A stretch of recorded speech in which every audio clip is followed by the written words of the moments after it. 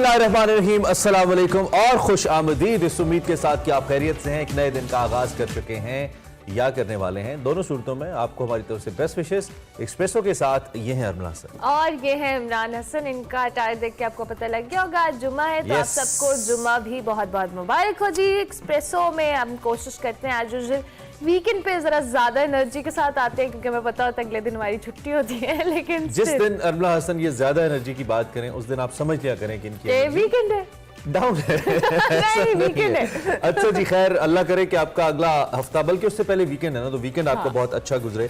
और जो काम आपके पेंडिंग है, कौन कौन से काम पेंडिंग होते हैं? अगर खवातीन की हम बात करें, खवातीन अलमारी साफ करनी है, चूल्हे साफ करने हैं, फिर आजकल वैसे अलमारी तो मेल्स नहीं करे साफ। नहीं। अच्छा, मेरे केस में थोड़ा है ये। अच्छा, आपका है ना, सर्दियाँ के जो कपड़े बाहर निकालने हैं और गर्मियों के कपड़े अंदर रखने हैं। सो ये आजकल चल रहा है, समझ नहीं आ रहा पहने क्या, क्योंकि दिन में गर्मी है, रात को सर्दी है। खैर इस पे तो बात करते रहेंगे। रात को अफसोसनाक खबर आई, एक और लेजेंड हमारे बीच नहीं रहे। एक एक करके जितने बड़े फनकार हैं दुनिया से एक दिन सबको जाना ही है, जाते जा रहे हैं। लेकिन बहुत बड़ा खला है जो पैदा हो रहा है पाकिस्तान में। मारूफ अदाकार इस्माइल तारा साहब, मारूफ कॉमेडियन, आपको मालूम है, कल इंतकाल कर गए, रात को इनफैक्ट इंतकाल कर गए। इस्माइल तारा कराची के थे, कराची के ही निजी अस्पताल में जेर इलाज थे और गुर्दों के अर्जे में मुब्तला थे। जुमेरात की सुबह उन्हें वेंटिलेटर पर मुंतकिल कर दिया गया था। इस्माइल तारा साहब के हवाले से आपको बताएं तो उन्होंने 50-50 कौन भूल सकता है मशहूर प्रोग्राम था जिसने बुनियाद रखी पाकिस्तान के अंदर उस तरह के comedy skit kind of programmes की। इस्माइल तारा ने स्टेज के भी कई मकबूल ड्रामास किए, इसमें अहम किरदार अदा किए। उनकी मौत के हवाले से बहुत सारी अहम शख्सियात ने इज़हार अफसोस भी किया। बिल्कुल, वज़ीर आला सिंध सैयद मुराद अली शाह और एडमिनिस्ट्रेटर कराची मुर्तज़ा वहाब ने भी इनके इंतकाल पर गहरे दुख का इजहार किया है। और हम इस्माइल तारा साहब नो डाउट पाकिस्तानी इंडस्ट्री का एक बहुत बड़ा असासा थे। अल्लाह ताला उनके दर्जात बुलंद करे और उन्हें जन्नतुल फिरदौस में जगह दे। बिल्कुल, और कराची के अवाम की जिम्मेदारी है कि अपने इस बड़े फनकार को बहुत ज़बरदस्त तरीके से रुखसत करे। और ये अफसोस और भी शख्सियात की तरफ से आना चाहिए। इस्माइल तारा बहुत बड़े स्टार थे, बहुत अरसे तक उन्होंने खिदमत की है कौम की, हंसाया है कौम को। आगे बढ़ते हैं अरमला हसन, और हमारे पास एक बिल्कुल कल सऊदी अरब के हवाले से हमने कल कुछ फुटेजेस देखी।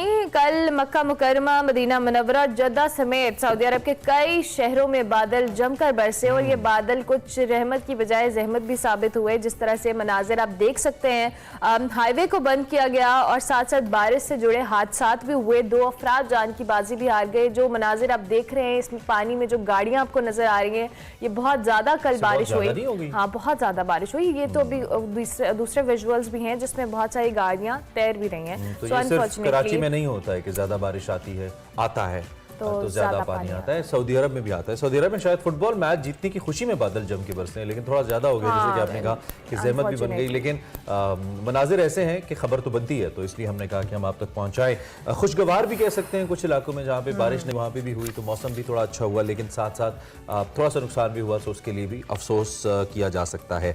Next we have army chief general Bajwa के हवाले से। आपको मालूम है अपनी अलविदाई मुलाकातें कर रहे हैं। क्रिकेट के बहुत बड़े फैन हैं जनरल कमर जावेद बाजवा, और बहुत ही बड़े, खुद खेलते भी रहे हैं, बहुत ही बड़े फैन भी हैं क्रिकेट के। तो इस हवाले से आपको बताएं कि इस्लामाबाद में कल एक बड़ी शानदार तकरीब हुई जिसकी आप झलकियां देख रहे हैं।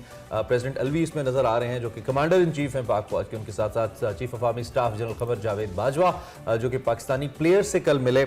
और एक खुशगवार तकरीब थी, इशाइया था, जिसके ये मनाजिर हम आपको दिखा। बिल्कुल, इसमें प्लेयर्स को चूंकि जिस तरह से उन्होंने परफॉर्म किया वर्ल्ड कप के अंदर, उनके एजाज में इशाया दिया गया। आर्मी चीफ ने खिलाड़ियों से बातचीत भी की। उन्होंने कहा कि हम बहुत मिनिमम जो कहते हैं ना मार्जिन से हम हारे, लेकिन स्टिल पाकिस्तानी टीम एक बार फिर खड़ी हो गई है, वो दोबारा से एक कमबैक करेगी इंशाल्लाह। और साथ साथ उन्होंने ये भी कहा कि जो लीडर, जो प्लेयर से उन्होंने मुलाकात की, कि जो लीडर अपनी गलती नहीं मान सकता वो लीडर नहीं बन सकता। साथ साथ उन्होंने ये भी कहा, हाँ मैं भी आई वाज वंडरिंग, जो खेल रहे हैं क्रिकेटर मौजूदा, जी उनके बारे में, लीडरशिप का काम होता है लड़ना और हार जीत होती रहती है। और साथ साथ सदर आरिफ अलवी भी वहाँ पे मौजूद थे। उन्होंने भी प्लेयर्स के से जो खिताब किया या उनसे जो बातचीत की, उन्होंने कहा जी बेहतरीन खेला, हमारे तमाम खिलाड़ी हमारे हीरोज हैं।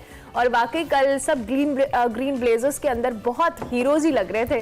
शाहीन शाह अफरीदी भी आपको खुशगवार मूड में नजर आए, नसीम शाह थे, बाबर आजम थे। बड़ी अच्छी एक तकरीब थी और रमीज राजा साहब भी वहाँ पे मौजूद थे। मुख्तलिफ प्लेयर्स ने, कुछ गेम्स भी हुई, वो अब बाद में जब ये ऑफिशियल फुटेजेस आएंगी तो हमें पता चलेगा। जनरल साहब हमारे बतौर आर्मी चीफ आई थिंक कुछ 4 दिन मजीद मेहमान हैं अच्छे, उसके बाद चेंज ऑफ कमान हो जाएगी और वो रुखसत हो जाएंगे। सो इस हवाले से भी we have the details. Do we have the next story और हम बड़ी खबर? नहीं, अभी बड़ी खबर पे जाएंगे और आपको बताते हैं। ये बताते हैं जरा, कल हम तकरीर हो गई बड़ी खबर।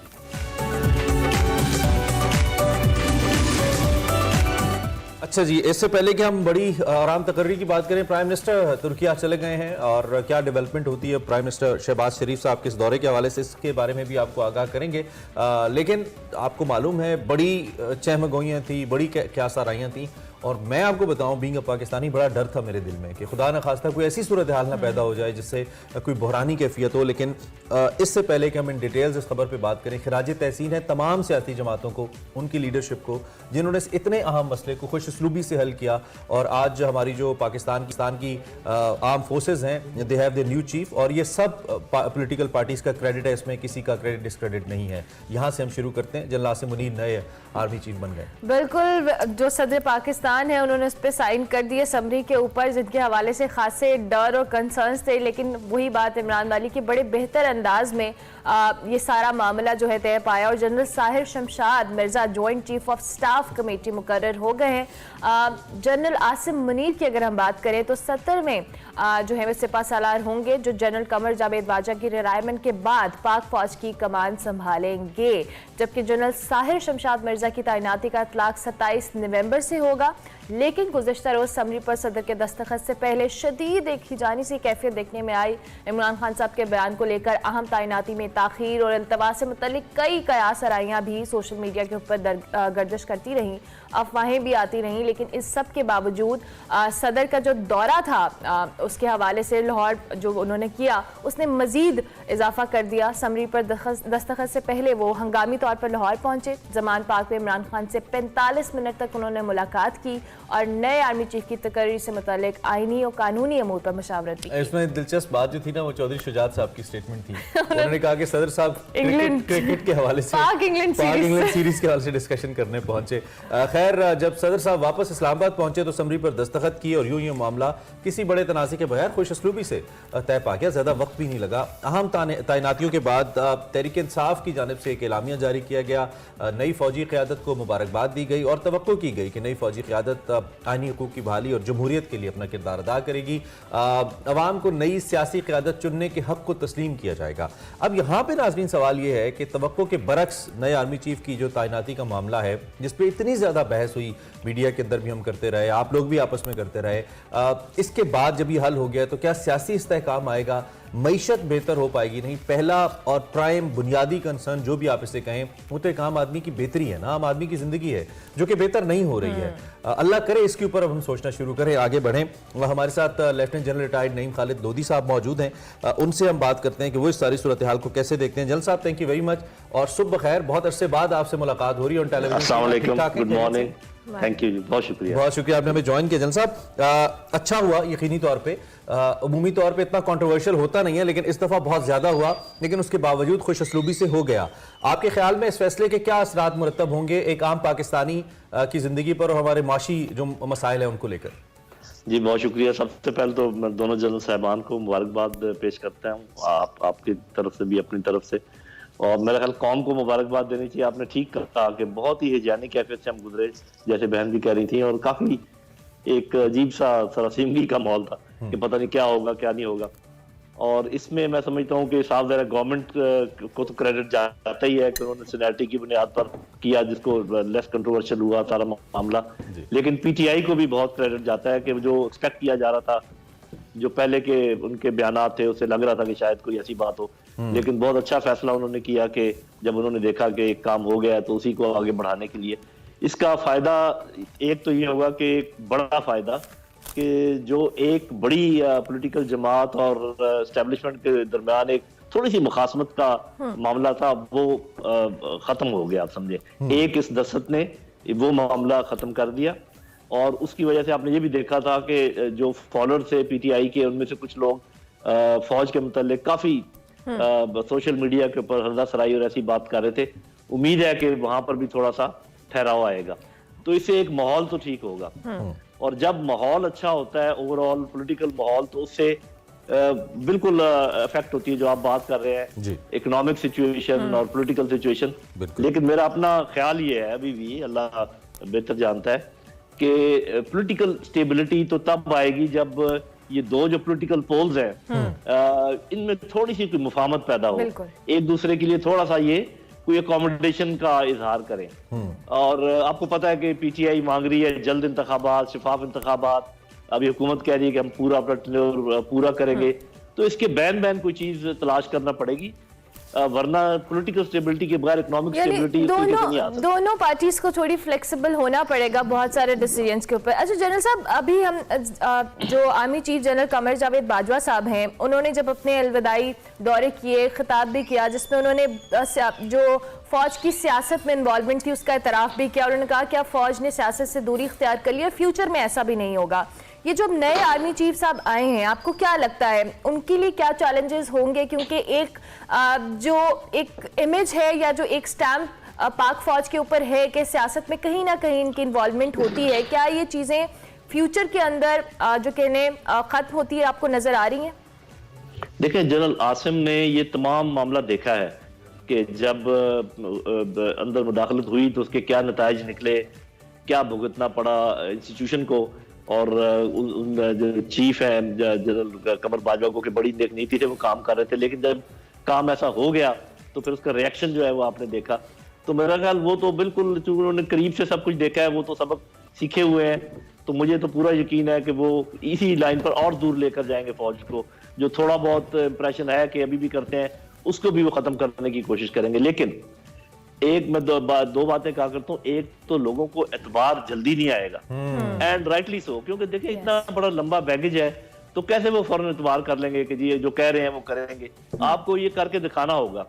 और दूसरी बात, कुछ लोगों को आदत है, अभी मैं पॉलिटिशियंस की बात कर रहा हूँ, उनको आदत है कि उनके सर पे हाथ रखा जाए, तो जब वो हाथ नहीं होगा तो वो इधर उधर देखेंगे कि वो हाथ किधर गया, तो वो भी एक प्रॉब्लम होगा कुछ अरसे के लिए। अच्छा, लेकिन मेरा ख्याल बड़ी दिलचस्प सूरत हाल है। आपने खुद बहुत जिम्मेदार ओहदों सर्व किया है, हुकूमत को लेकर भी और ऑब्वियसली फोर्सेस को लेकर भी। जैसे कि आर्मी चीफ ने कहा कि पिछले साल फरवरी से फौज ने ये फैसला किया कि वो बाकायदा तौर पर किसी भी ऐसे अमल का हिस्सा नहीं बनेगी, लेकिन हमें इसमें कोई शक नहीं है कि पाकिस्तान जैसे ममालिक में फौज एक बहुत अहम स्टेक होल्डर है, मुख्तलिफ डिसीजंस को लेकर, मुख्तलिफ पॉलिसीज को लेकर, जहाँ पे सिक्योरिटी के मसाइल मौजूद हैं। तो अब कुछ अर्सा पहले ही आपको याद होगा इमरान खान साहब की एक मुलाकात हुई जनरल बाजवा से, जिसपे जब DGISI और DGISPR बैठे, उनसे सवाल किया गया कि क्या ये मुलाकात हुई, तो DGISI ने कहा कि ये मुलाकात हुई। अब इसमें सवाल मेरा ये है कि क्या इस किस्म की भी अगर कोई मुलाकात होती है जो आर्मी चीफ किसी पार्टी के सरबराह से करते हैं या साबिक वज़ीर आज़म से करते हैं, तो क्या उसको भी हम कह सकते हैं कि उसका एक अंग या उसका एक एंगल पॉलिटिकल है? क्योंकि ये मुलाकातें तो होती रहेंगी, क्योंकि दोनों अहम शख्सियात हैं, मिसाल के तौर पर इमरान खान साहब और जनरल बाजवा साहब। तो क्या हम इन मुलाकातों को भी सियासी कह सकते हैं, या इन मुलाकातों को मावरा रखना होगा उस अमल से कि जी फौज सियासत में अब हिस्सा नहीं ले रही या कोई इंटरफेयर नहीं कर रही? जी, ये मेरा ख्याल आपने बहुत अहम नुक्ता उठाया और अच्छा है, मुझे मौका मिला, मैं इसकी थोड़ा सा एक्सप्लेन करूंगा। देखें, एक तो आर्मी की इनपुट मैंडेटरी होती है कुछ सिलसिलों में, चाहे आपकी फॉरेन पॉलिसी क्यों ना हो, लेकिन उसमें जो एंगल होता है सिक्योरिटी का, वो बात करते हैं कि जी इस मुल्क से हमारे इस किस्म के मिलिट्री ताल्लुकात हैं, या ये हमने इनसे लेना है या इनको ये देना है। तो ये इनपुट तो जारी रहेगी हर मामले में। जैसे अफगानिस्तान का मामला है, चूंकि वहां पर पॉलिटिक्स और ये सिक्योरिटी मिली जुली है, तो सावधान है, वो हो गया। और दूसरी बात ये है कि in the national interest, for example अभी मैं आपको कंक्रीट एग्जांपल देता हूँ कि एक तरफ PTI है, उनका एक नुक्ता नजर है, वो खड़े हुए हैं, एक तरफ PDM है, उनका एक नुक्ता नजर है, वो खड़े हुए हैं, आपस में उनकी बातचीत हो नहीं रही। मिसाल के तौर पे पहले तो जनरल बाजवा की शायद वो पोजीशन नहीं रही थी, लोग शक करते थे कि शायद ये किसी की साइड ले रहे हैं, तो वो उनकी सालसी नहीं मानते थे। लेकिन अगर president of Pakistan with the help of army chief, with the help of chief justice of Pakistan, ये कोई ऐसा काम करें जिसमें ये इनकी मुखासमत कम हो जाए, स्टैंड ऑफ कम हो जाए, और ये मुल्क के मतलब फैसले करने लगे, तो ये भी पॉलिटिकल मुदाखलत मैं नहीं समझता। तो ये जो आप बात करें, बल्कि मैं तो ये कहता हूँ कि army chief, chief justice of Pakistan और प्राइम मिनिस्टर को तो रोज शाम की चाय इकट्ठे पीना चाहिए।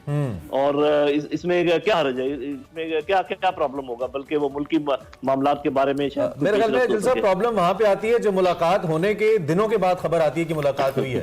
इसमें सबसे बेहतर हल यही होगा कि जिस दिन मुलाकात हो, इट शुड बी ऑफिशियल, पता होना चाहिए कि दो लीडरान, ट्रांसपेरेंट होनी चाहिए, ट्रांसपेरेंट होनी चाहिए, सबको पता होना चाहिए। अवाम को आजकल के देखिए, अवाम अवेयर भी हैं हाँ। और उनसे कोई बात छुप भी नहीं सकती।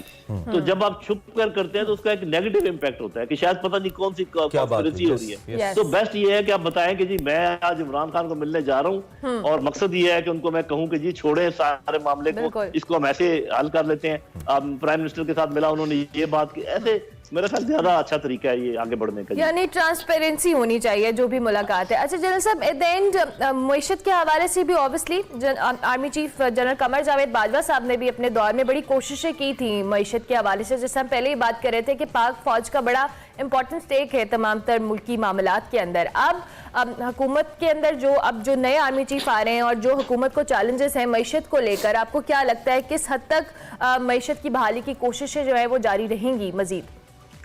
जी देखिए, मईशत की बहाली की कोशिश तो प्रायोरिटी 1 होनी चाहिए, and we all know it why, मुझे उसके ज्यादा डिटेल में जाने की जरूरत नहीं है। और लोग पूछते हैं जी क्या काम है फौज का, इस पर फौज इफेक्टेड है। आप देखिए इतनी बड़ी स्टैंडिंग आर्मी जो है, जो नेशनल आर्मी है, उसको मेंटेन करने के लिए आपको साफ ज़ाहिर है फाइनेंसेस चाहिए। और अगर आर्मी चीफ को नजर आ रहा हो कि ड्विंडलिंग फाइनेंसेस में वो इसको मेंटेन नहीं कर पाएंगे, उनका मोराल नहीं मेंटेन रख सकेंगे, उसकी ट्रेनिंग का स्टैंडर्ड नहीं मेंटेन रख सकेंगे, तो ही इज वरीड। तो नेचुरली वो जरूर हुकूमत से कहेंगे जी आप कुछ ना कुछ करें। साल ज़ाहिर है वो चूंकि मीशतदार नहीं है, ऐसी कोई बात नहीं कर पाएंगे, लेकिन इस पर जो उनका एहसास है उसका प्रायोरिटी 1 होना चाहिए। तो सब टाइम मेरे पास 1 मिनट है ऑलमोस्ट। आखिर में एक तो ये जो आज़ादी मार्च है इमरान खान साहब का, अब इस पर क्या असरात देखते हैं इस फैसले के? और दूसरा, आप जनरल आसिम को जानते होंगे, उनका वे ऑफ वर्क भी आपको पता होगा डेफिनेटली। आप क्या समझते हैं जनरल आसिम पाक फौज के लिए कितने मौसर साबित होंगे, कितना बेहतरी मजीद कर सकते हैं फोर्सेस के अंदर? देखिए जी, उनको एडवांटेज तो ये है कि वो क्लीन स्लेट से आए हैं, कोई बैगेज नहीं है, आज तक किसी ने कोई बात नहीं की है उनके मतलब ऐसी जो कि नेगेटिव हो, तो ये उनको एक बड़ा एडवांटेज होगा। लेकिन ये मुझे पता है कि सबसे पहले वो सिक्योरिटी की तरफ तवज्जो देंगे, और फिर सिक्योरिटी से रिलेटेड है ये जो इंटरनल टर्मोइल है, तो इसकी तरफ वो जरूर तवज्जो देंगे इसको सीधा करने के लिए। लेकिन साफ ज़ाहिर है कि उनकी लिमिटेशन है, ये पॉलिटिशियंस को खुद ही हल करना। जैसे मैंने आपको पहले कहा ना कि दोनों तरफ को फ्लेक्सिबिलिटी दिखानी होगी, इसमें अगर वो कोई किरदार अदा करें उनको कन्विंस करने के लिए कि प्लीज बी फ्लेक्सिबल, तो मेरा ख्याल ये बहुत बड़ा किरदार होगा, इससे ज्यादा शायद वो नहीं कुछ कर पाएंगे। राइट जनरल साहब, thank you very much for joining us early in the इस इंपॉर्टेंट मौजू के ऊपर हमसे बात कर रहे थे lieutenant general retired Naeem Khalid Lodhi साहब। उनके मुताबिक बहुत अच्छा है, ये एक शफाफ और स्मूथ प्रोसेस हुआ है। विद दैट जनरल आसिम के हवाले से हम बात कर रहे थे कि सिक्योरिटी उनकी प्रायोरिटी होगी एज पर the analysis of general Lodhi. इस पर बात करते रहेंगे जी, ब्रेक लेते हैं, ब्रेक के बाद आते हैं।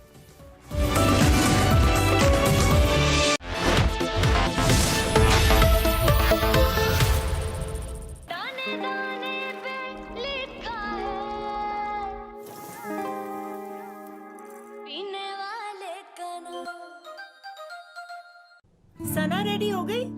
फुप्पो और सब आते ही होंगे। रेडी अम्मी। वाह, बड़ा ग्लो है चेहरे पे। पर ये कोट के कपड़े? आज कोर्ट केस है ना अम्मी, इतने सालों बाद फुप्पो से ऐसे मिलोगी? तो उन्हें भी देखने दे चेहरे और कामयाबी दोनों का ग्लो। ग्लो एंड लवली, इसके मल्टीविटामिन्स गहराई तक जाएं, दाग धब्बे घटाएं, दे अंदर से ग्लो। वाह, मलिक फैमिली की पहली लॉयर। चेहरे और कामयाबी दोनों का ग्लो। डव के साथ डैमेज आपको नहीं रोकेगा। मैं कर्ल करती हूँ अलग दिखने के लिए, मेरे कलर्ड बाल हैं यूनिक। मैं स्ट्रेटन करती हूँ क्योंकि मुझे पसंद है, अपने बालों की तरह मैं हूँ अलग। गहराई से नश्व-नुमा करे दे अनबीटेबल डैमेज रिपेयर, क्योंकि आपके बाल हैं खास। नया डव इंटेंस रिपेयर।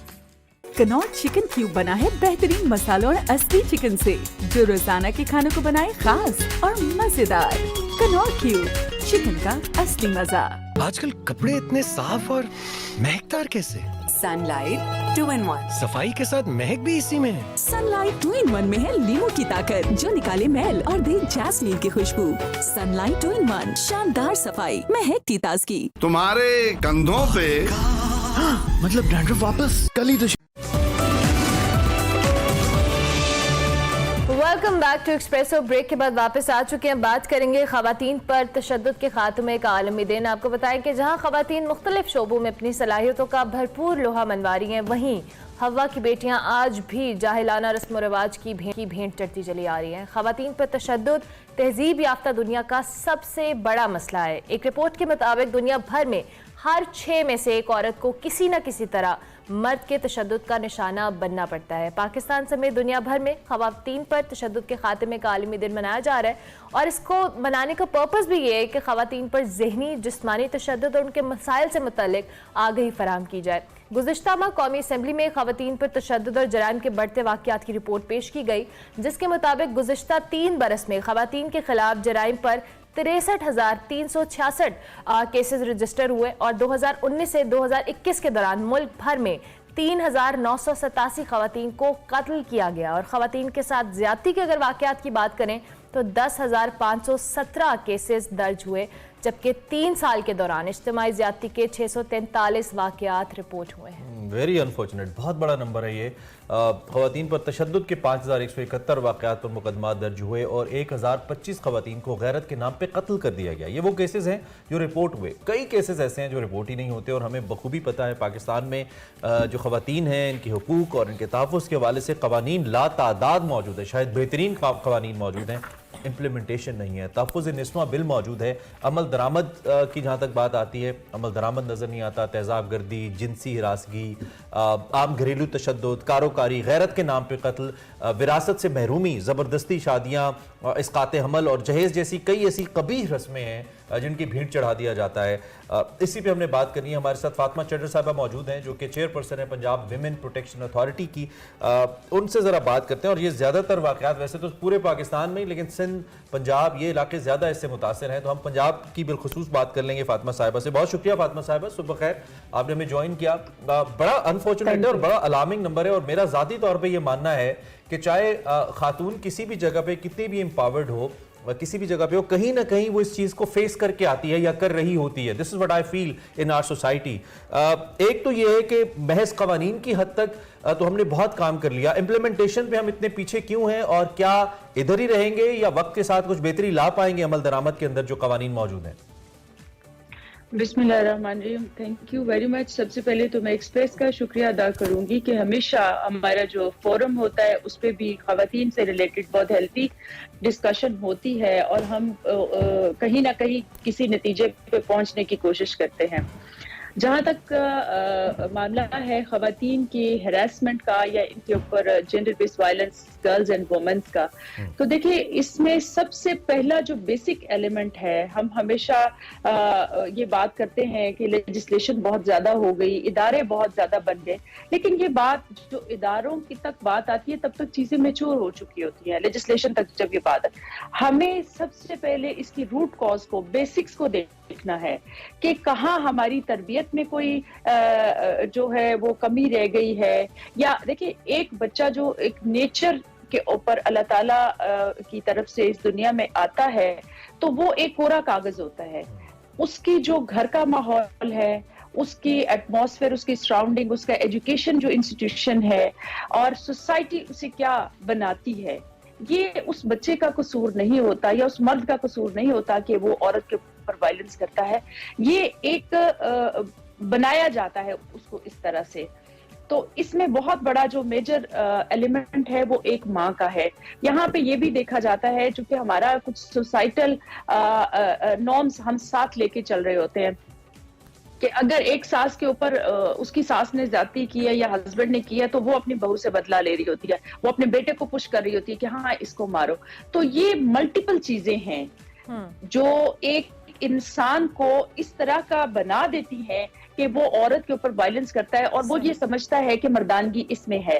तो हमें हमारे जो पेरेंट्स हैं, हमारे एजुकेशन इंस्टीट्यूशन है, हमारी सिविल सोसाइटी है, हमारा जो एटमॉस्फेयर है, हम सबकी जिम्मेदारी है कि हम इन चीजों को देखें कि कहाँ हमारे अंदर गलती रह रही है। यानी अपने आप का एनालिसिस करना भी जरूरी है फातिमा साहिबा, चूंकि वक्त कम है। हम इसके साथ साथ इम्प्लीमेंटेशन की भी बात करें। बहुत सारे हैं, ये जो भी हमने केसेस की तादाद बताई, ये वो केसेस हैं जो सिर्फ रिपोर्ट हुए हैं। बहुत सारी ऐसी खवातीन हैं जो बहुत सारे पीयर फैक्टर की वजह से आकर ये इस हवाले से वोकल नहीं हो सकती, अपने मसाइल नहीं बता सकती।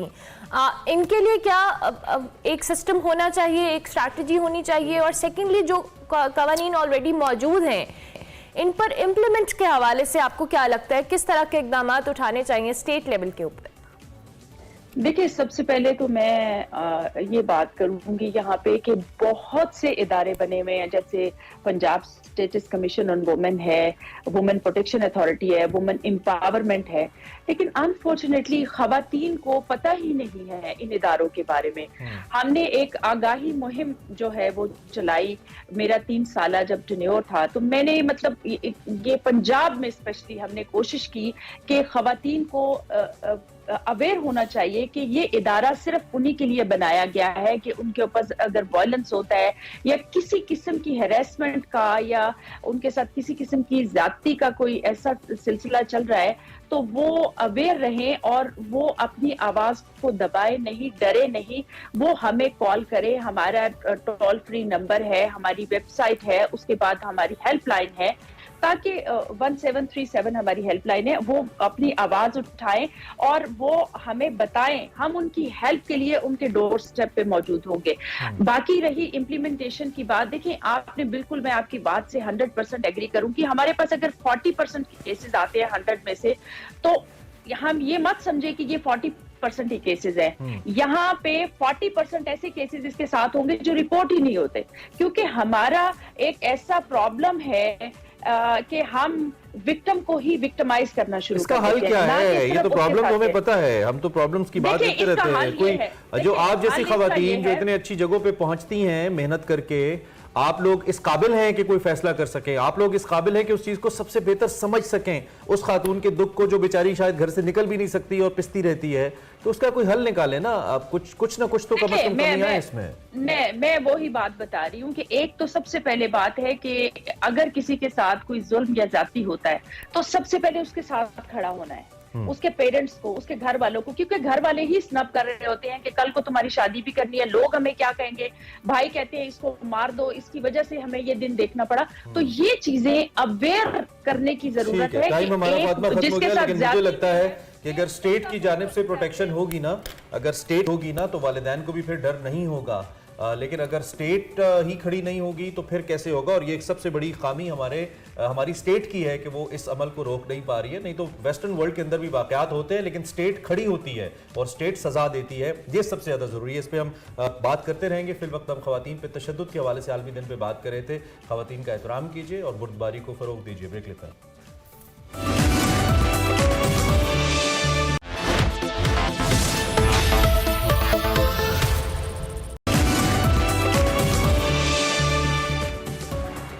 बोलना welcome back welcome back to Expresso. Flags का वक्त हुआ जाता है। सना हमायूं है, एक नाइजीरियन व्लॉगर है और ये बड़े फनी आदमी भी हैं, गुलकार भी हैं। जरा इनकी गुफ्तगू सुनते हैं फ्लैग्स में। हेलो अस्सलाम वालेकुम, welcome to another exciting episode of flags. और आज मैं आपकी मुलाकात करवा रही हूँ एक अपने नाइजीरियन मेहमान से जो पिछले 11 सालों से पाकिस्तान में आबाद है। यहाँ पर पढ़ाई भी की, एक्टिंग भी की, सिंगिंग भी की, बॉक्सर भी हैं, एंटरप्रेन्योर भी हैं and what not. Abiola Mashood, hello and अस्सलाम वालेकुम। वालेकुम सलाम, हाउ आर यू सनाम? मैं बिल्कुल ठीक ठाक हूँ और सबसे पहले तो मैं बहुत एक्साइटेड हूँ कि आज मैं आपका इंटरव्यू उर्दू में करने वाली हूँ। जी जी, thank you so much, I am so excited. So Abiola, सबसे पहले मुझे अपनी कहानी सुनाएं, फिर पाकिस्तान आप आए, आपको पाकिस्तान कैसा लगा और फिर आपने पाकिस्तान में रहने के लिए क्या डिसाइड किया? सो बेसिकली पहले मैं नाइजीरिया में होता था। I think till as of 17 I was in, मैं नाइजीरिया में था। तो अब आया हुए नाइजीरिया वापस, फिर अब मुझे पाकिस्तान लेके आया हुए। और उस टाइम तो मेरा सिर्फ माइंड ये था कि जहाँ अब्बा हो मेरे पास, अब्बा के पास जानी थी। तो पाकिस्तान आया हुआ है, फिर हमने पढ़ाई की शुरू किया हुआ है। फिर कुछ महीनों बाद अब्बा वापस चला गया नाइजीरिया। तो उसके बाद तो बिल्कुल मैं आपके सामने है। एंड या it's a very good experience, बहुत अच्छी एक्सपीरियंस रहा और मैंने बहुत सीखने को मिला। और अभी अब देखो जितना मेरा अडल्ट एज है, आप कह सकते हैं कि पाकिस्तान में गुजारा। तो Pakistan is like my second home for me, ठीक है? तो like it's even my home I would say. So ये है कि पाकिस्तान इज़, और जितना पाकिस्तान हमें प्यार दिया हुआ है, लव दिया हुआ है, जो जितना चीज़ें पाकिस्तान ने सिखाया है, so I've learned a lot। अभी इंशाल्लाह वक्त भी आ गया, मैं और वक्त से पहले भी आ गया कि it's time to give back to Pakistan as well। आपने यहाँ एक्टिंग भी की है, गाने भी गाए हैं, आपको यहाँ के लोगों का कोऑपरेशन कैसा लगा?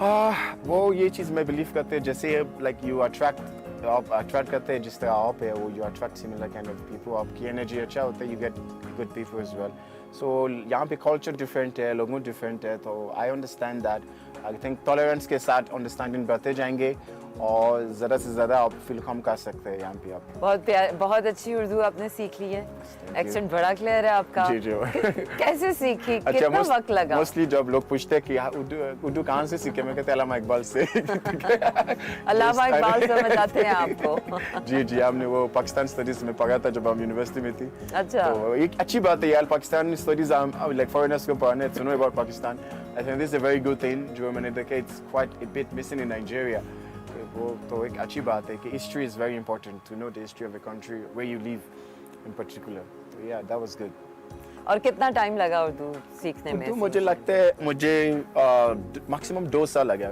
1.5 2 years मुझे क्योंकि यूनिवर्सिटी में गपशप आसानी हो गई उर्दू सीखने के बाद लोगों से कम्युनिकेशन करने में ये एक्चुअली वो सबकॉन्शियसली आया हुआ लाइक कोशिश करते ऑब्वियसली कुछ लव्स है फिर मैं एक्साइटेड था मैं थोड़ा सा एक जॉली टाइप है तो आई मेक फ्रेंड्स बहुत जल्दी से और फिर मुझसे बात करनी होती है मजाक में हम कुछ बातें हैं फिर इसी तरह सीखते जाएं और बस मुझे भी पता नहीं मुझे एग्जैक्ट डेट नहीं पता चला कि इसी डेट में मुझे उर्दू आ गया लेकिन बस it just came like that दाल माश मुझे लगता है आपको बहुत पसंद आई पाकिस्तानी है ना उस पर आपने एक गाना भी बनाया जो कि मेरे ख्याल से कोई सोच भी नहीं सकता तो उस पर गाना बनाने का ख्याल कैसे है मैं दालमाश अब कह सकते हैं कि मेरा एक तकिया कलाम है मैं बार बार यूज़ करता एक फेवरेट वर्ड है और खाना भी मुझे अच्छा लगा हॉस्टल के टाइम में उन्होंने मुझे बहुत खिलाया ठीक है लेकिन ये एक क्या खिला में बल्कि मैंने एक वेबसाइट भी बनाया है dalmash.com मैंने बनाया है जिसको मैंने इसको मैंने कहा as a democratic website news of the people by people for the people ये आइडिया है बिहाइंड दालमाश इसके और कुछ भी है तो बाद में आई शेयर लेकिन जो दालमाश गाना है मैंने इस तरह बनाया कि हम स्टूडियो में गया था तो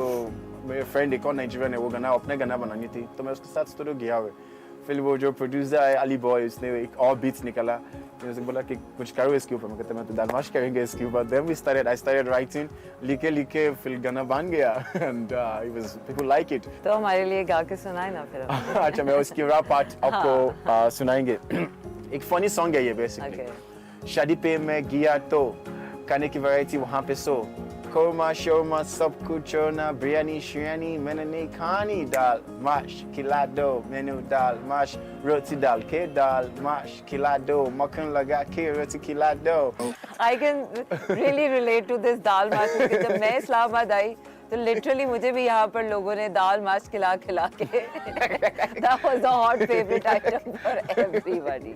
I can really relate to this. अच्छा पाकिस्तानी खाने तो खाए होंगे आपने कैसे लगा आपको पाकिस्तानी बहुत अच्छी लगे और अभी जहाँ पे मेरी काफ़े है जहाँ पे हम बैठे हुए अभी पाकजेरिया काफ़े मैंने नाम रखा हुआ है अभी लॉन्च नहीं हुआ इंशाल्लाह जल्द से लॉन्च अच्छी हुआ आई थिंक पहली वीडियो आपकी आया हुआ है इस पाकजेरिया कैफ़े की तो यही यहाँ पे आपको पाकिस्तान खाना भी मिलेगा नाइजीरियन खाना भी मिलेगा मैंने पाकिस्तान खाना तो मैंने बहुत खाया हुआ है दालमाश से लेके बिरयानी था दुम्बा पाई मुझे बहुत अच्छा लगता है भिंडी लोबिया सब कुछ अच्छा मुझे अपनी एजुकेशन के बारे में बताएं आपने नाइजीरिया में क्या तालीम हासिल की और यहाँ पाकिस्तान में आके आपने क्या एजुकेशन हासिल की और पाकिस्तानी एजुकेशन का मयार आपको कैसा लगा अच्छा तो मैंने जो जिस टाइम मेरा अब्बा नाइजीरिया आया था वापस ठीक है वो पाकिस्तान से आया वापस नाइजीरिया तो उस टाइम एग्जैक्टली मेरा जो सेकेंडरी स्कूल है उस टाइम खत्म हुआ है हमारे थोड़ा सा एजुकेशन सिस्टम थोड़ा सा डिफरेंट है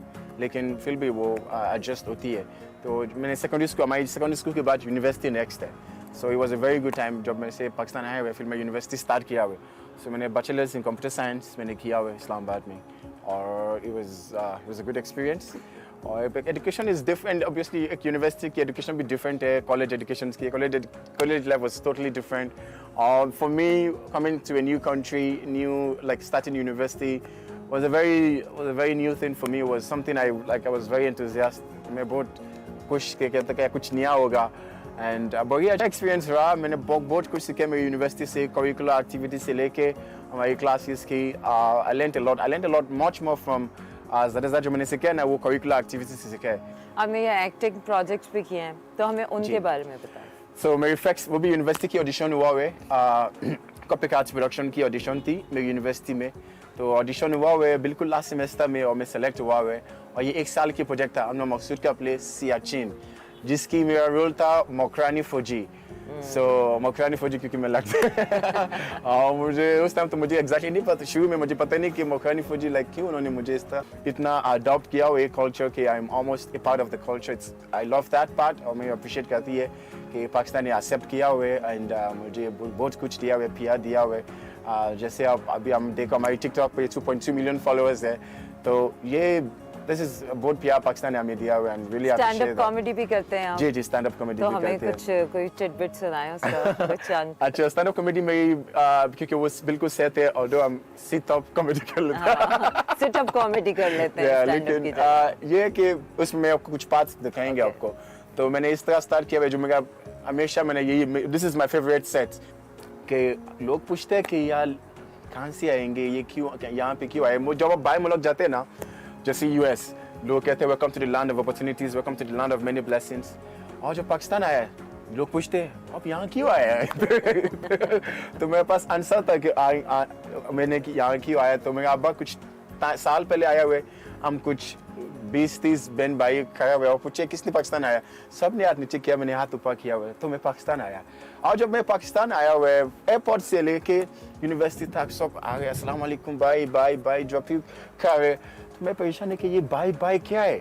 फिर मैंने अब्बा के साथ मैंने किसी से पूछा है कि यार बाय क्या मतलब, उसने बोला ब्रदर। मुझे गुस्सा आया, मैं अपने अब्बा के पास गया कि आपने क्या है तो इसी तरह था। फिर आगे बढ़ते जाए, फिर मुझे उर्दू सीखे। जब यूनिवर्सिटी में यूनिवर्सिटी आ गया था, यूनिवर्सिटी में एक वक्त आया हुआ ATM के अंदर में था, तो 2 लोग ने पूछा। सेगमेंट आप देख रहे हैं इस वक्त, आपको कराची लिए चलते हैं जहां पे शाहिद खाकान अब्बासी मीडिया से बातचीत कर रहे हैं। रखें इस स्पॉट पर जो मिल जाए मुनासिब कीमत पर तो वो लाया जाए। बहरहाल हमें उम्मीद है कि जो इकदाम लिए गए हैं इस साल पिछले साल से इंशाल्लाह बेहतर हालात हों। अभी कोई लग रहा है आर्मी चीफ की तकरीर तो होगी, कोई पाकिस्तान में सुकून आएगा, कोई अवाम को रिलीफ मिलेगा, गवर्नमेंट तवज्जो देगी इधर भी। देखिए मैं बार बार कहता हूँ कि आर्मी चीफ का मामले को हम सब ने मुतनाज़ा बनाया है, खास तौर पर मीडिया में जो ये सर्कस लगाई गई इसकी कोई ज़रूरत नहीं है। ये इंतशार जो फैलाया गया, जो अनसर्टनिटी पैदा की गई, आर्मी चीफ अपॉइंट हो गई, वो अपना फर्ज मनसबी शुरू कर देंगे। ठीक है जी, ओके जी, थैंक यू। शाहिद खाकान अब्बासी कराची में मीडिया से गुफ्तगू कर रहे थे। आने वाले बुलेटिन में इस हवाले से आपको आगाह करेंगे। एक ब्रेक लेते हैं और ब्रेक के बाद आपको दोबारा से एक्सप्रेसो में ज्वाइन करते हैं।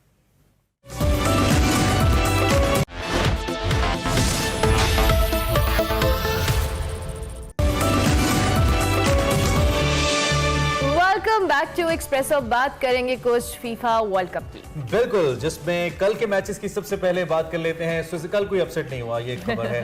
स्विट्जरलैंड ने कैमरून को 1-0 से शिकस्त दे दी। दूसरे मैच में यूरुग्वे और जनूबी कोरिया का मैच बराबरी पर खत्म हुआ। दोनों टीम्स के एक दूसरे पर ताबड़तोड़ हमले भी हमने देखे। दूसरी जाने पुर्तगाल, one of the favourite teams, बहुत सारे लोग उसको पसंद करते हैं, घाना को 3-2 से हरा दिया। ब्राजील ने दूसरी जाने जो आखिरी मैच था उसमें सर्बिया को 2-0 से हराकर इवेंट में बाकी टीमों के लिए यकीनी तौर पे खतरे की घंटी बजा दी है। फीफा वर्ल्ड कप की अगर हम जुमे की बात करें, यानी कि आज के दिन की, तो 8 टीमें आज भी आमने सामने होंगी। पहले मैच में 3 बजे ग्रुप बी में वेल्स और ईरान आपस में एक दूसरे का मुकाबला करेंगे। देन वेल्स अपने पहले मैच में, आपको बताते चले, अमेरिका से बराबर करके 1 पॉइंट ले चुकी है, जो कि बड़ी जबरदस्त एक उनके लिए एक इंप्रूवमेंट है। ईरान को अपने पहले मैच में इंग्लैंड के खिलाफ शिकस्त हुई थी, ईरानी बड़े मायूस हुए थे। पहली फतह के लिए ईरान को एड़ी चोटी का जोर लगाना पड़ेगा। शाम 6 बजे ग्रुप ए में मेजबान कतर और सेनेगाल आपस में टकराएंगे। इसके साथ साथ आगे अगर बढ़े तो रात 9 बजे ग्रुप ए में नीदरलैंड्स और इक्वाडोर में जोड़ पड़ेगा। दोनों टीमें 1-1 मैच जीत चुकी हैं।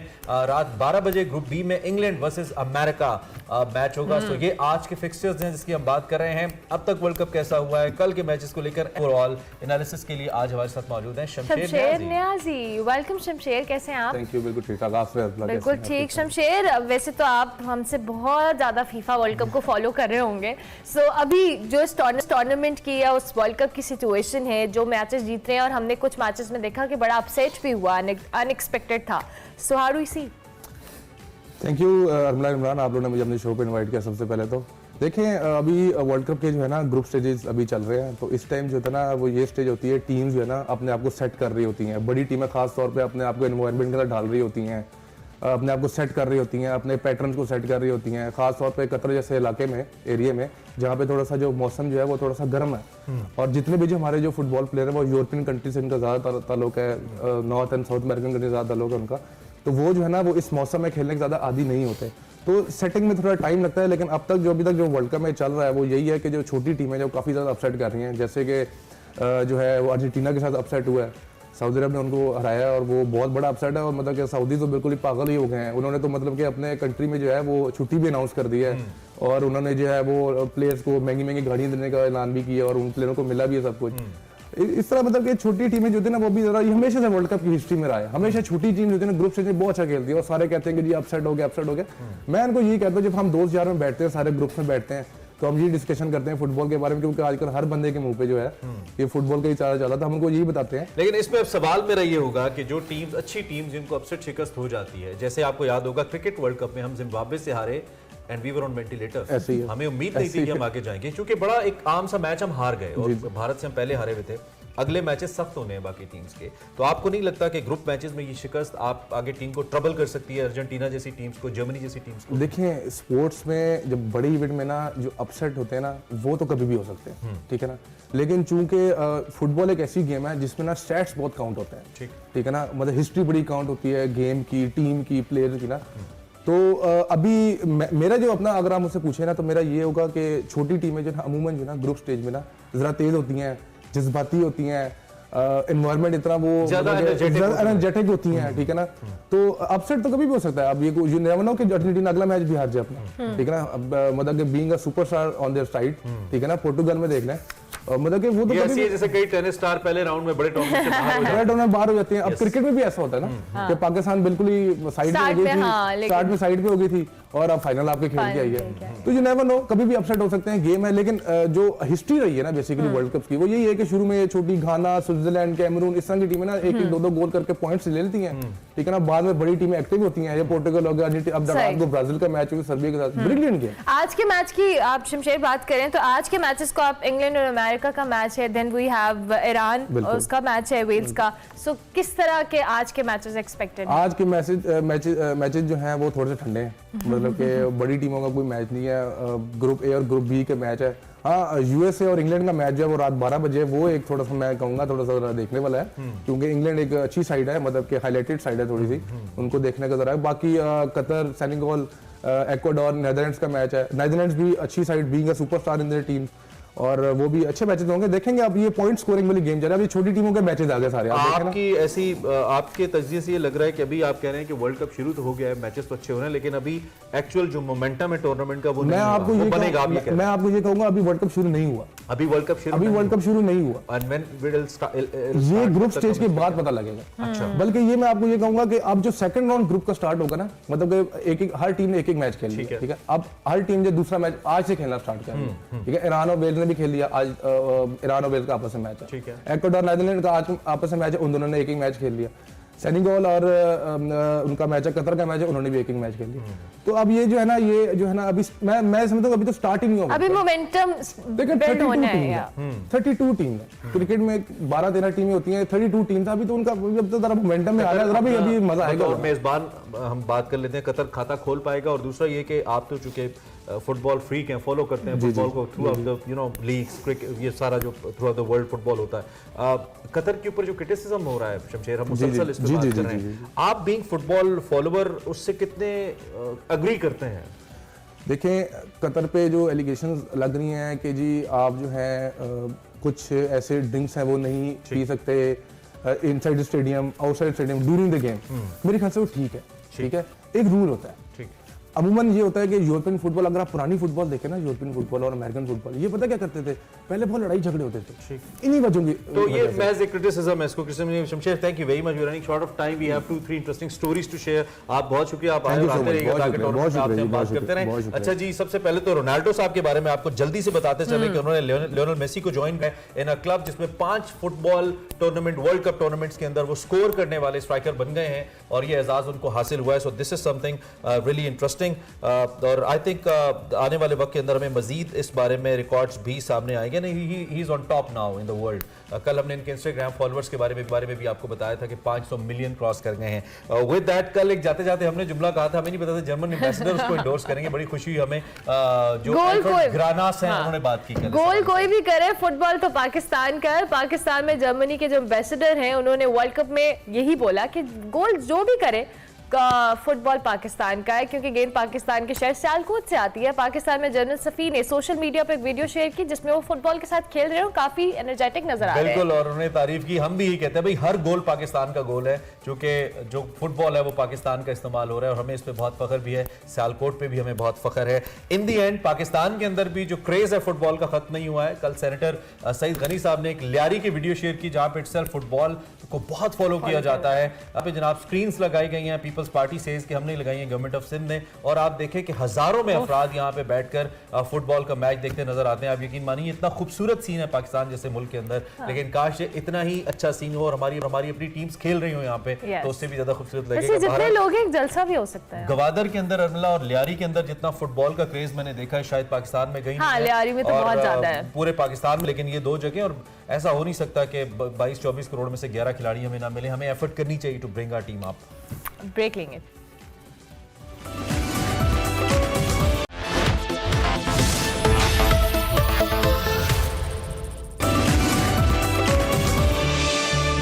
Welcome back to Expresso. Break के बाद वापस आ चुके हैं और अब बारी हमारे सेगमेंट माइंड मैटर्स की, जिसमें उफेरा फैज और वकार अहमद मलिक आज बात कर रहे हैं टीनेजर में एंगर इश्यूज को लेके। So over to you guys. So much Amla and Imran. नाज़रीन, आजकल पेरेंट्स की बहुत ज़्यादा शिकायत आती है कि उनका जो बच्चा है, ख़ास तौर पे मैं बात कर रही हूँ टीनेजर्स की, जो 12 साल से 19 साल के बीच में बच्चे हैं, उनमें एंगर इश्यूज जो हैं वो बहुत ज़्यादा पाए जाते हैं। वो अपने पेरेंट्स से एक डिस्टेंस पर आ जाते हैं, क्योंकि जो छोटा बच्चा होता है उसको तो किसी भी तरीके से भला फुसला के नॉर्मल किया जा सकता है, लेकिन एक इतना बड़ा बच्चा, उसको किस तरह से कंट्रोल कर सकते हैं, आज हम इसके ऊपर बात करेंगे। वकार साहब, गुस्सा जो है वो बेसिकली एक इमोशन का नाम है और गुस्से में हम अपनी जो नेगेटिव फीलिंग्स होती हैं उसको एक्सप्रेस करते हैं, लेकिन हर वक्त गुस्से में रहना और ख़ास तौर पे इस एज में, क्या ये नॉर्मल है? आपने कहा ना कि वो छोटे बच्चों को तो बहला फुसला के वो ठीक किया जा सकता है, बहला फुसला के और लगा के। अब टीन एज में थोड़ा सा लगाने का भी मसला हो जाता है कि आप इनको लगाएंगे तो ये सीधे हो जाएंगे। टीन एज जो है वो सबसे प्रॉब्लमेटिक समझी जाती है और हर बंदा ये कहता है कि आप जब चाइल्ड साइकोलॉजी की बात करते हैं तो वो तो चलो ठीक है, छोटे बच्चे तो बंदा कुछ कर लेता है, लेकिन असल जो चैलेंज है वो टीन एज का है। मैं समझता हूँ कि जो चैलेंज हम समझते हैं, चैलेंज हमने खुद खैर पैदा किया होता है। छोटे बच्चों की जो मामला है वो उसमें ये है कि वो छोटे बच्चे साहिब राय नहीं होते, अपना को ख़ास उस तरह ओपिनियन नहीं रखते या बहुत ही हमारे शैडो में पल रहे होते हैं। तो हमारे लिए हमेशा प्रॉब्लम होता है जब भी कोई साहिब राय हमारे सामने आ जाए या जिसकी अपनी कोई विल हो या जिसकी अपनी कोई राय हो, तो वो हमें, चाहे वो कोई भी हो, वो बीवी की शक्ल में हो या शोहर की शक्ल में हो या बच्चों की शक्ल में हो, तो वो हमें अच्छा नहीं लगता। ओपिनियंस बहुत अच्छी लगती है। दूसरा ये है कि जब भी आप देखें कि जो छोटे बच्चे होते हैं वो आपके पास टीन एज तक पहुंचने से पहले थाउजेंड्स ऑफ टाइम उन्होंने आपके पास अप्रोच किया कोई स्टोरी सुनाने के लिए। आपने उनको आउट किया स्टोरी सुनने से। कोई भी पॉलिटिकल एक्टिविटी जो भी उस टीवी पे चल रही थी वो अहम थी, बच्ची की स्टोरी अहम नहीं थी। और बच्ची की स्टोरी को आपने नहीं सुना, वो जब आपके पास, और अगर आपने सुना भी है तो आपने एक्चुअली उस एसेंस के साथ या उस लेवल, उस टेंशन के साथ नहीं सुना जिसमें बच्चा चाहता है। जब वो टीन एज में पहुंचता है तो वो क्यों आपको अपनी स्टोरी से क्यों आउट करता है? उसकी वजह ये कि वो जब उन बच्चों के साथ जब वो बड़ा हो रहा होता है, वो स्कूल में जाता है और अपने जो उसके क्लास फेलोज हैं उनके साथ जब वो कोई भी स्टोरी शेयर करता है, वो चाहे गॉडजिला की स्टोरी हो या वो कोई एनीथिंग, वो जो अभी मॉडर्न जो भी चल रहा, कोई भी स्टोरी हो, तो वो जो दूसरा बच्चा है वो इस तरह सुनता है, उसका जो हम उम्र होता है कि उसका मुंह खुले का खुला होता है और वो इतनी तवज्जो के साथ सुन रहा होता है, वो इन्वॉल्व हो जाता है। तो पहले तो बच्चे को ऑडियंस मुयस्सर नहीं थी, सामीन मुयस्सर नहीं थे उस स्टोरी सुनाने के, अब उसको मुयस्सर है। तो यहाँ पे जो रिलेशनशिप पैदा हो जाता है उसके वालिदैन का, बच्चे के वालिदैन का और बच्चे के दोस्तों का, उसके बारे में उमूमन कहा जाता है कि बच्चे के दोस्त उसका मेका होते हैं और वालिदैन ससुराल बन जाते हैं। अब इसकी सबसे बड़ी मिसाल ये है कि आप देखिए कि वालिद जो है अपने बच्चे को अगर ये कहे कि तुम्हारा वो फलां वाला दोस्त जो है निकम्मा है और आवारा करता है, तो बच्चे पे अंदर से जो उसके अंदर जो उसको गुस्सा उस वक्त चल रहा होता है, क्यों? क्योंकि अब वो उसका मेका है ना, उसके मेके के बारे में कोई कैसे कुछ कह सकता है। और वो ज्यादा अटैच हो जाते हैं, अटैच है, वो स्टोरी शेयर कर रहे हैं। एक्चुअली बुनियादी तौर पे स्टोरी है, स्टोरी इतनी बड़ी चीज़ है, इतनी बड़ी चीज़ है। तो जब आपने थाउजेंड्स ऑफ टाइम उसको अपनी स्टोरी से आउट किया है, वो स्टोरी सुनाने के लिए आया, आपने नहीं सुना।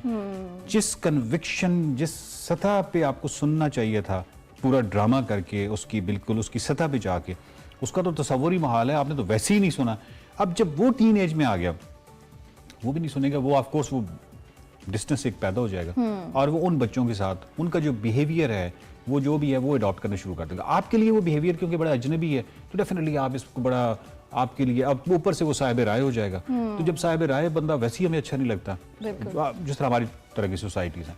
और दूसरा जो है कि वो अब उसको एक पूरी सोशल सपोर्ट हासिल है इन द शेप ऑफ वो जो उसके दोस्त हैं। ठीक है, प्रॉब्लम। अच्छा वकार साहब, इसमें एक चीज़ ये भी है कि हम अक्सर पेरेंट्स को सुनते हैं और वो कहते हैं कि अचानक से हमारे बच्चे के अंदर जो चेंजेस आई हैं, उसका बिहेवियर जो है वो रूड हो गया है और वो स्टबन हो गया बहुत ज़्यादा और चिड़चिड़ापन उसमें रहता है हर वक्त। लेकिन आप वाली बात है कि उसमें ये चीज़ें काफ़ी अरसे से चल रही होती हैं। एक तो वो 10 साल से वो जो भी मामला है वो चल रहा है। प्लस ये है कि डेकेड वाइज अगर तकसीम किया जाए इंसानी ज़िंदगी को, तो मेरे ख्याल है कि जो सबसे चैलेंजिंग डेकेड है, ये चैलेंजिंग जो दहाई है वो टीन है। यानी ये इतनी चैलेंजिंग है कि आप इमेजिन करें कि जो भी हार्मोनल तब्दीलियाँ आपकी हो रही हैं, जो भी अच्छा कॉग्निशन आपकी इतनी अभी स्ट्रांग नहीं है, इतनी कि आपके वो जो स्टॉर्म पैदा हो रहा है अमिगडाला से इमोशंस का, वो उसको कंट्रोल कर सके, मतलब वो इतनी चैलेंजिंग है। तो मैं अभी भी बहुत सारे टीनेजर जो है बच्चे, उनके वालिदैन की शिकायत करते हैं, तो मैं उनको कहता हूँ कि अगर इनको इनकी बायोलॉजी का पता हो, जो जिस सतह से ये बच्चा गुजर रहा है, और इनके जो रवैये हैं जो कि 10 साल इब्तदाई में जो स्टोरी से इन्होंने बाहर किया है, इन तमाम चीज़ों को अगर देखा जाए तो ये बच्चा बहुत अच्छा है। यानी इनका अपनी शिकायतें अपनी जगह पे, बट बच्चा जो है वो बहुत अच्छा है, वो कितनी चीज़ों से एट अ टाइम लड़ रहा है। तो वो बच्चा जो है उसके साथ मेरी इसलिए हमदर्दी होती है, टीनेजर जो है स्पेशली उनके साथ। हाँ, आप अगर उनके साथ कुछ करना चाहते हैं तो वो कॉपरेशन मॉडल पे कर सकते हैं। वही कॉपरेशन मॉडल अगर आपने बचपन से कैरी किया हुआ है चाइल्ड डेवलपमेंट से, तो उसी कॉपरेशन मॉडल को आप आगे लेके चलते हैं और उनकी स्टोरी के साथ रहते हैं, तो तभी वो आपके साथ कुछ शेयर करते हैं। जब वो आप देख लें कि मैं तो अमूमन कहता हूँ कि बच्चों के साथ वालिदैन के जो ताल्लुक़ का जो पैमाना है कि वो कितना अच्छा ताल्लुक़ है, वो सिर्फ एक है कि स्टोरी शेयरिंग कितनी है। वो अपनी पर्सनल बातें, वैसी बातें जो कि वो बहुत ही वो आपके साथ शेयर कर रहा है या नहीं कर रहा, तो जो जितना शेयर कर रहा है वो ये बेसिकली इस पैमाने को आप तमाम ह्यूमन रिलेशनशिप्स पे कर सकते हैं। कौन से दो दोस्त कितने गहरे हैं, इट ऑल डिपेंड्स कि उनका शेयरिंग डाटा कितना ज्यादा है। ठीक है, तो वालिदैन और बच्चों के साथ भी है, जितना शेयरिंग डाटा है इतनी कंक्रीट उनका आपस में है। मतलब वही चीज हो गई कि पेरेंट्स का और बच्चों का जो बॉन्ड है वो स्ट्रांग होना चाहिए। अच्छा वकार साहब, यहाँ पे एक अगर हम इसको एक दूसरे पर्सपेक्टिव से देखें, क्योंकि बहुत से टीनेजर्स भी हो सकते हैं हमें सुन रहे हो यहाँ पे, तो उनको आप क्या कहना चाहेंगे कि गुस्सा जो है वो हेल्दी होते हैं या अनहेल्दी होते हैं? वो मैं एक्चुअली मसला ये है कि टीनेजर को जो भी कहूँगा वो सुन लेंगे और उसके बाद उस पर अमल नहीं करेंगे। अगेन वो एक कैसे फेज में है। ठीक है, अब वो देखिए, ये कोई ऐसी चीज़ नहीं है, मिसाल के तौर पर उनको पता है कि सच बोलना चाहिए, उनको पता है कि गुस्सा बहुत बुरी चीज़ है, वो ये सारी चीज़ उनको पता है। जब वो तूफान आएगा, वो जो स्टॉर्म आएगा, तो वो सारी चीज़ें बह जाती है ना, वो इस एज में है, यानी इतनी पावरफुल वो चीज़ है कि अभी उनकी कॉग्निशन में तरक्की करनी है और बार बार तजर्बे करने। इंसान का है यही है, तजर्बा करता है फिर सीखता है, तजर्बा करता है फिर सीखता है, सीखता है। मैं यहाँ पे इस उम्र में बैठ के उनको ये जितनी मर्जी बातें करता रहूँ, अगेन वो बहुत सारी चीज़ें जो है वो अपने एक्सपीरियंस से सीखेंगे। मुझे लगता है आपकी बातों के बाद जो है ना, आप बच्चों के फेवरेट साइकोलॉजिस्ट बन जाएंगे। हमेशा से हूँ मैं, तो बच्चे का मुकदमा मतलब बच्चों को वकील कहते हैं, मुझे इसलिए कहते हैं कि मतलब है तो बिल्कुल बच्चों के साथ जबरदस्त। अच्छा वकार साहब, जो पेरेंट्स हैं वो किस तरह से डील करें अपने इन बच्चों से, उन्हें क्या कहना चाहेंगे? डिपेंड कि अगेन कुछ ऐसे लोग होते हैं जो कि टीन एजर उनका बच्चा होता है, वो आपसे आके कुछ पूछते हैं ये समझते हुए कि आपके पास कोई तवीज़ या कोई ऐसी दवाई की शक्ल में ऐसी चीज़ है जो कि वो बच्चे को देंगे और वो ठीक हो जाए। साइकोलॉजी इस तरह काम नहीं करती। सबसे पहले तो उन वालिदैन को ये समझाना कि ये जितना भी खराबियाँ हैं ये बेसिकली आपके पिछले 10-15 सालों के रवैये हैं। 10-15 सालों का बिगाड़ किसी एक टैबलेट से ठीक नहीं होगा या उस तरह ठीक नहीं होगा, इसके लिए फिर अगेन पूरी एक कार्रवाई है और वो कार्रवाई अगेन अब इमेजिन है कि वो सारी एक विशेष सर्कल में हम चल रहे होते हैं ना। वो पिछले 15 साल का बिगाड़ किसने पैदा किया? कम इल्म, कम आगाह वालिदैन ने किया। तो 15 साल के बाद अगर 15 साल या 13 साल का बच्चे की उम्र है वो आपके पास आए हैं, तो मुझे पता है कि अब इनको जो पहले जो बिगाड़ कम इल्मी की वजह से है, तो अचानक वो आलम तो नहीं बन गए, तो उन्होंने वो बिगाड़ फिर भी जारी रखना, वो जो मर्जी करते रहे, क्योंकि उनकी ये नहीं कि एजुकेशन इज द की और कोई ऐसी चीज नहीं है। मतलब हार्श भी नहीं होना चाहिए पेरेंट्स को अपने। डेफिनेटली आप तस्वुर ही ना करें। आप ये कर सकते हैं, हाँ ये है कि बच्चों के साथ आपने आगे चलना है, अभी भी अगर कोई बिगाड़ है यो, तो उनके साथ जो आपकी कम्युनिकेशन है वो इमोशनल सिग्नलिंग की बुनियाद पे होनी चाहिए, ये इमोशनल बुनियादों पे होनी चाहिए। इमोशनल एक्सप्लॉयटेशन उसको आप कह लें, आप उसको जज्बा इमोशनली एक्सप्लॉयट करते हैं। दलाइल जो हैं वो बहुत खूबसूरत चीज़ है, लेकिन वो मेरे जैसे बंदे की ज़िंदगी में बहुत अच्छे है, क्योंकि मेरा वो खाना जो कि इंसानी दिमाग का वो खाना जो कि दलाइल को बहुत बखूबी समझता है और अप्रिशिएट करता है, वो अभी उनका इतना तरक्की याफ्ता नहीं है। थैंक यू सो मच वकार साहब। और जैसे कि आपने सुना कि अगर आपका बच्चा ज़िद्दी है, ख़ासतौर पे टीनेजर, तो आप उसको इमोशनली हैंडल कर सकते हैं और उसको एक ट्रैक के ऊपर ला सकते हैं। इसी के साथ मुझे और वकार साहब को इजाज़त दीजिए। उम्मीद करते हैं कि आपको आज का ये सेगमेंट पसंद आया होगा। देखते रहिए माइंड मैटर्स।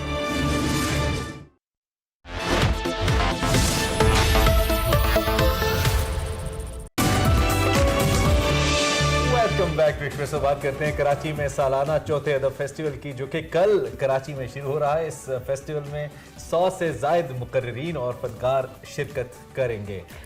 वफाकी वज़ीर बराए मौसमियाती तब्दीली शीरी रहमान साहिबा मेहमान खुसूसी होंगी, जबकि एतजाज़ एहसन, इफ्तिखार आरिफ, किशोर नाहिद, आरिफा सैयदा जैसे बड़े नामवर अदीबों समेत सियासी, समाजी और मीडिया से वाबस्ता शख्सियात भी शरीक होंगी। कराची में होने वाले इस अदबी मेले में सकाफती और तफरीही प्रोग्राम भी शामिल होंगे और अदब फेस्टिवल का मौजू जो है मौसमियाती बहरान रखा गया है। अदबी फेस्टिवल 26 और 27 नवंबर को कराची के फेयर हॉल में 2 दिन सुबह 11 बजे से लेकर रात 9 बजे तक जारी रहेगा।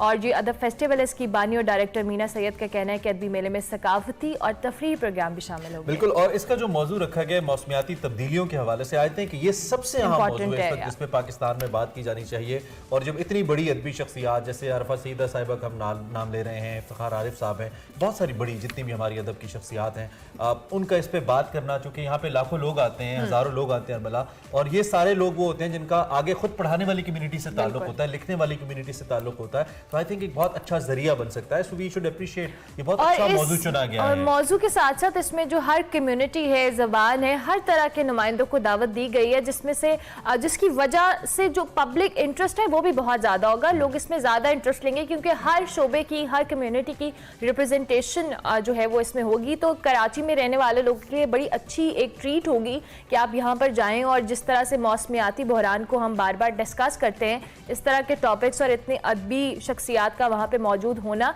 ये इत्सेल्फ बहुत इनकरेजिंग बात है और आप लोगों के लिए भी ज़रूरी है कि आप इस ज़रूर। और हम सराहते हैं जिन्होंने इसका इनेकाद किया है, और ये भी उम्मीद करते हैं कि अब कराची के शहरी भरपूर तरीके से रिस्पॉन्ड करेंगे और इस फेस्टिवल में शरीक होंगे। ऐसे अदबी फेस्टिवल्स बहुत ज़रूरी हैं हमारे मुआशरे के अंदर ताकि बेहतरी आती रहे। इससे पहले कि हम प्रोग्राम खत्म करें, सऊदी अरब अब आपको लेकर जाते हैं straight from Saudi Arab to Karachi to Saudi Arab, जहाँ पे तफरीह के मौके फराहम करने वाले मुख्तलिफ इवेंट्स में भाई इजाफा हो रहा है। इस वक्त रियाद सीजन की रानाइयाँ जोरों शोर से जारी हैं। ये आप कोई एक्वाडोर के मनाजिर नहीं देख रहे, ये कोई स्पेन नहीं है, ये सऊदी अरब रियाद के मनाजिर हैं जो आप देख रहे हैं। और ये बुलेवर्ड वर्ल्ड का इफ्तिताह कर दिया गया है, जिसका टाइटल है अरब मीडिया रिपोर्ट कर रहा है कि वसी और अरीज इलाका है जहां पे ये फैला हुआ है बुलेवर्ड, और इसको 10 डिफरेंट जोन्स के अंदर तकसीम किया गया है, जिसमें दुनिया के 10 ममालिक की अहम इमारतों को मॉडल्स के तौर पे दिखाया गया। बिल्कुल, दुनिया की सबसे बड़ी मस्नूई झील के अलावा अमेरिका, फ्रांस, इटली, जापान और चीन समेत दीगर ममालिक के जो अहम मकामात हैं उनके मॉडल्स भी बनाए गए हैं, जबकि ताज महल का मॉडल भी लोगों की तवज्जो का मरकज बना हुआ है, जबकि मुख्तलिफ ममालिक के फनकार भी वहाँ अपने फन का मुजाहरा करने के लिए आ रहे हैं। सो बॉलीवुड वर्ल्ड के नाम से जो एक्टिविटी जारी है रियाद के अंदर, डेफिनेटली टूरिस्ट से लेकर दुनिया भर की नज़रें इसके ऊपर हैं। मुख्तलिफ आपको कल्चर्स देखने को मिल रहे हैं, मुख्तलिफ जगहें जिनको आप उस तरह से विजिट नहीं कर पाए, उनके मॉडल्स बनाए गए हैं। तो बड़ा डेफिनेटली बड़ा कभी देख के बड़ा दिल भी करता है, और दूसरा ये कि थोड़ा सा ख्याल भी आता है कि दुनिया क्या रिक्रिएशनल एक्टिविटीज़ करती है, दुनिया टूरिज्म पे पैसे लगा रही है अपनी आवाम को बेहतर म्यार ज़िंदगी देने के लिए, और यहाँ पे हमारे अवाम 2 वक्त की रोटी के लिए स्ट्रगल कर रहे हैं। लेकिन चले, ब्रदर इस्लामी मुल्क है, सऊदी अरब है, थोड़ा सा यहाँ पे लाइफस्टाइल भी तब्दील हो रहा है। कॉन्टेम्प्रेरी वर्ल्ड को देखते हुए लोगों के माहौल में और रहने सहने के अंदाज में तब्दीली आ रही है, खुशाइंद है। और कम से कम भाई हमारे पाकिस्तानियों के लिए जो अगर बाहर जाना चाहें तो एक डेस्टिनेशन और ऐड हो रही है रियाद की सूरत में, जहाँ पे आप दुबई के अलावा भी जा सकते हैं। वैसे दुबई तो बहुत ही महंगा है। I hope कि यार इतना महंगा नहीं होता। Tourism is very expensive tourism. these days, so yeah. So जनाब आज के शो में इतना ही और आपसे अब हमारी ये मुलाकात बहुत है। होगी मंडे को। कल और परसों हमारी छुट्टी है लेकिन Enjoy best your of weekend. चलेगा। Enjoy your weekend till then, take good care of yourself. Allah Hafiz.